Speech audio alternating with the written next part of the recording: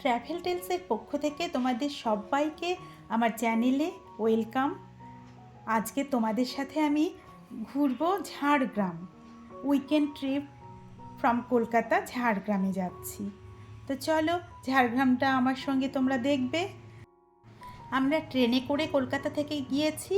Howrah station থেকে ইস্পাত express ধরে গিয়েছিলাম আর স্টিল এক্সপ্রেসে চলে এসেছি।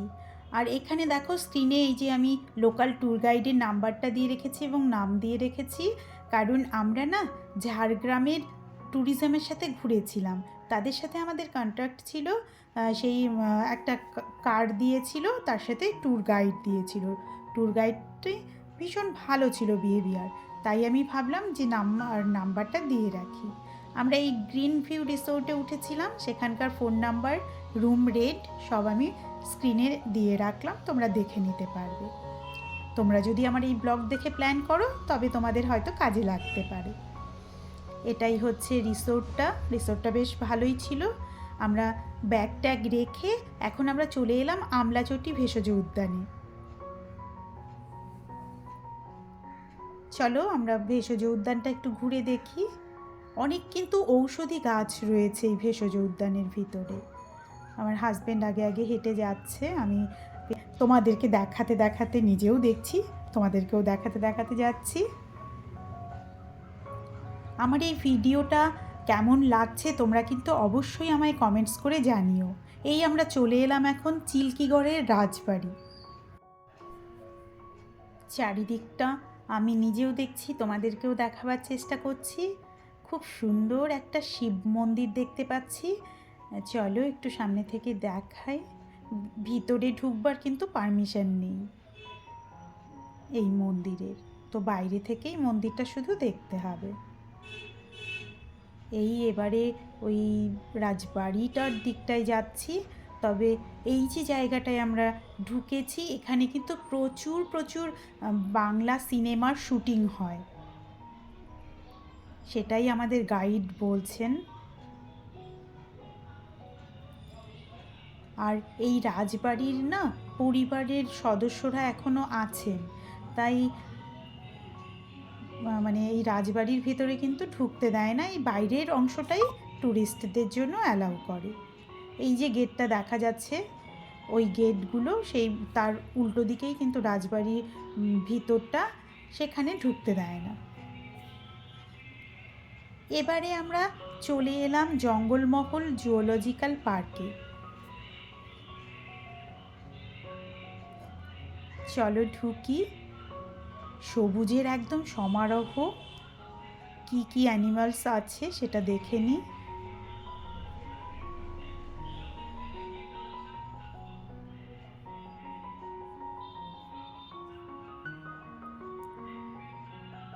সজারু রয়েছে, খরগোশ রয়েছে। সজারু না মাটি খুঁড়ে খুঁড়ে খুঁড়ে গর্ত করছে। পদ্ম পুকুরটা দেখো কি সুন্দর। এমু পাখি হেঁটে বেড়াচ্ছে।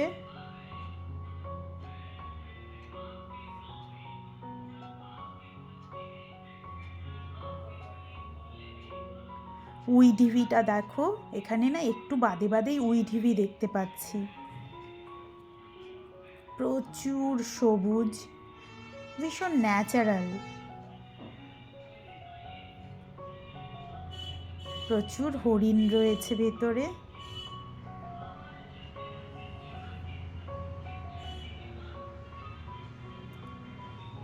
হরিণগুলো দেখতে কিন্তু খুব সুন্দর লাগছে। এবারে আমরা চলে এলাম বেলপাহাড়ির ঘাগরা জলপ্রপাতে। চলো ঘুরে দেখি। মন ভরে গেল, সত্যি সবুজের সমারোহ।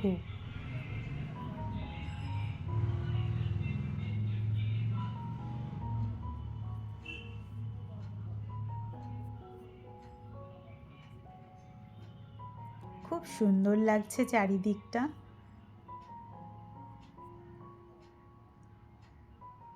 এই দেখো এখানে রিলস বানাচ্ছে, দেখছি যে একবার করে করছে, হচ্ছে না, আবার করছে, এইরকম। তো সেই থেকেই বুঝলাম একটা রিলস বানাচ্ছে একটা পুরো ফ্যামিলি।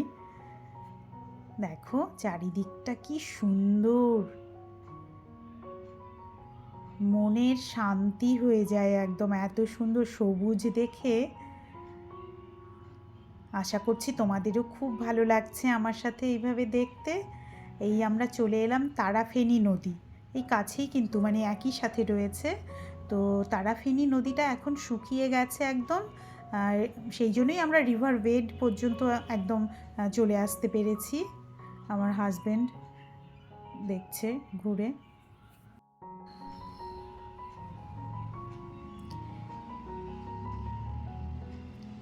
গাইড ভাইটি বলছেন যে এখানে প্রচুর বাংলা সিনেমার শুটিং হয়।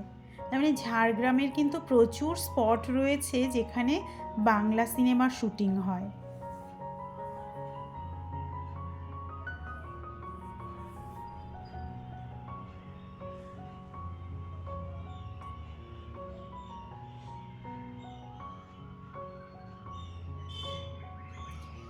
এটা দেখো অর্জুন গাছ, বিশাল মোটা একটা অর্জুন গাছ। এত মোটা অর্জুন গাছ আমি ফার্স্ট টাইম দেখলাম।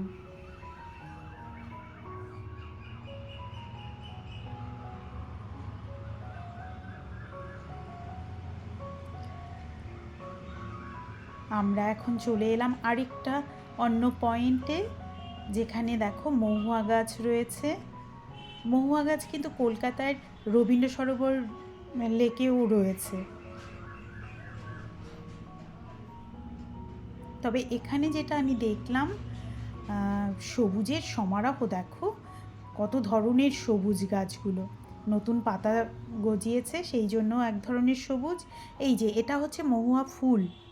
এই মহুয়া ফুল এখানকার গ্রামবাসীরা করে সারা বছরের জন্য ওরা শুকিয়ে রেখে দেয়, কিশমিশের মতন করে শুকিয়ে রেখে দেয়, স্টোর করে রেখে দেয়।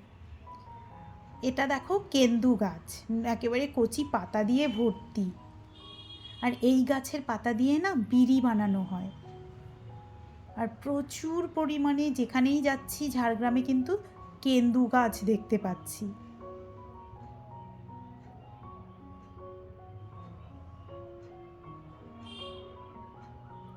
আর একটা জিনিস আমাদের গাইড ভাই বলছে যে এখানে এক ধরনের পিঁপড়ে হয়, পিঁপড়ের ডিম। আমলাশলে 2004 সালে আমলাশলের মহামারীতে এই পিঁপড়ের ডিম খেয়ে বেঁচেছিল মানুষজন। সেই ডিমটাও তোমাদের দেখাবো, আমাদের দেখাচ্ছে এই গাইড ভাই। এই যে দেখো গাছের ডালে পাতায় কিভাবে সুনিপুণভাবে তৈরি করেছে পিঁপড়ের বাসা। এই যে দেখছো পাতাটা মুড়িয়ে আছে, এটাকে কিন্তু এই পিঁপড়ের ডিমগুলোকে কুরকুট বলে ওরা। এই যে দেখেছো, আর ওই সাদা সাদা ওগুলো ভাতের মতন একদম পিঁপড়ের ডিমগুলো, এই এতগুলো একবারে, মানে দেখবার মতন সত্যি। এটার নাকি ওরা চাটনি বানিয়ে খায়, মানে ভীষণ পপুলার একটা ডিশ ওখানকার ঝাড়গ্রামের। এখন আমরা অন্য একটা পয়েন্টে চলে এলাম, এটা হচ্ছে কাঁদারানী লেক। চারপাশে সৌন্দর্যটা দেখো কি অপূর্ব, মানে সবুজগুলো কত ধরনের সবুজ, মন ভরে যাচ্ছে। তোমাদের দেখে কীরকম লাগছে তোমরা কিন্তু অবশ্যই আমায় কমেন্টস করে জানিও। আর এই রকম সুন্দর সুন্দর জায়গায় আমি তোমাদের নিয়ে যাব, এই রকম সুন্দর সুন্দর ব্লগ আমি তোমাদের উপহার দেব। তোমরা কিন্তু অবশ্যই আমার চ্যানেলটিকে সাবস্ক্রাইব করে সাথে থেকো, তোমাদের সাপোর্ট কিন্তু ভীষণ দরকার। লেকটা দেখো প্রচুর বড়, এপাশ ওপাশ দেখা যাচ্ছে না।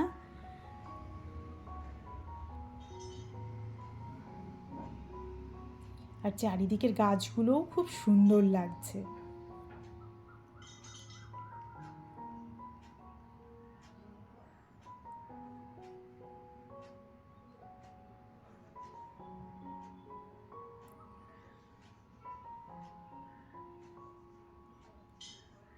মানে আমি কিন্তু তোমাদের সব অ্যাঙ্গেল থেকেই দেখাবার চেষ্টা করছি, আমি নিজেও দেখছি, তোমাদেরকেও দেখাবার চেষ্টা করছি। এই আমরা চলে এলাম কেতকী ঝর্ণা, কেতকী লেকে। তবে ঝর্ণা যতগুলোই যাচ্ছি কোনোটাতেই তো জল দেখতে পাচ্ছি না, মানে এখন পাওয়ারও কথা নয়, কেন কি বর্ষাকালেই আসলে পরে তবে ঝর্ণা গুলো ভালো দেখা যায়। এখানেও দেখো চারপাশে সবুজে সবুজ। এবার আমরা কেতকী লেকের একটা বিশেষত্ব, এখানে প্রচুর তরমুজ গাছ আছে, ক্ষেত একদম।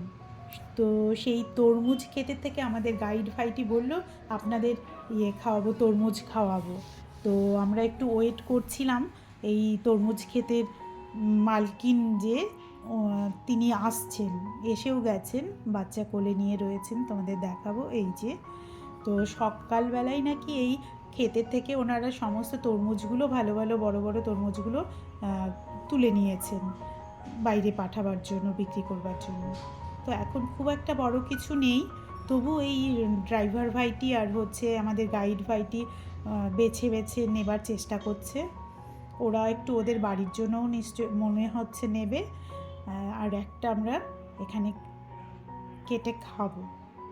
এটা তো একটা আলাদাই একটা মজা, তরমুজ বাগান থেকে আমরা তরমুজ নিয়ে খাচ্ছি, ওফ ভাবা যাচ্ছে না। এবারে আমরা চলে এলাম ঢাঙ্গি কুসুম, হুদহুদি জলপ্রপাত। এখানে সেই একই গল্প, জলপ্রপাতে জল তো এখন নেই, কিন্তু জায়গাটি তো দেখতেই হবে, কেন কি আবার কবে আসবো তার তো কোনো ঠিক নেই।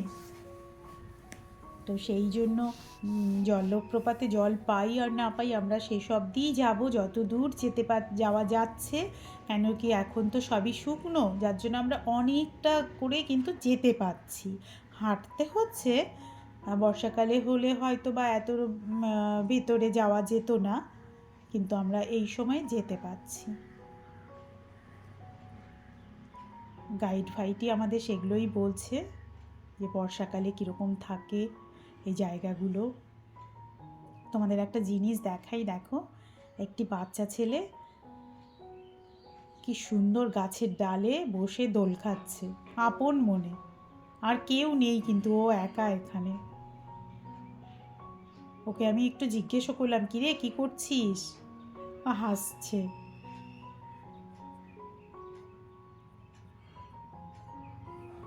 আমরা চলছি আর চলছি ভেতরের দিকে, জলপ্রপাতটার কাছাকাছি।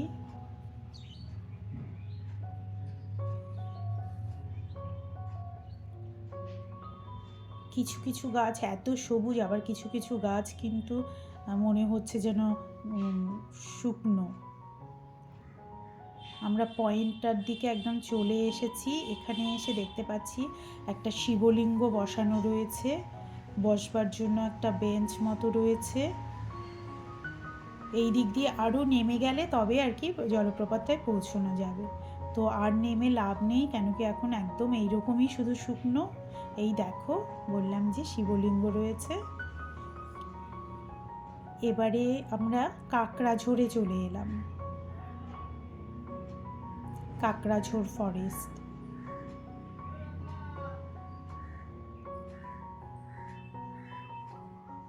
এই যে ডাক বাংলোটা কাকড়াঝোড়ের, আমরা তো খবরের কাগজে একসময় খুবই দেখেছিলাম, জঙ্গলমহল নিয়ে যখন হইচই হচ্ছিল। ভিডিওটা তোমাদের ভালো লাগলে অবশ্যই সাবস্ক্রাইব করে রেখো এবং নোটিফিকেশন বেল আইকনটি প্রেস করে রেখো। Thank you for watching.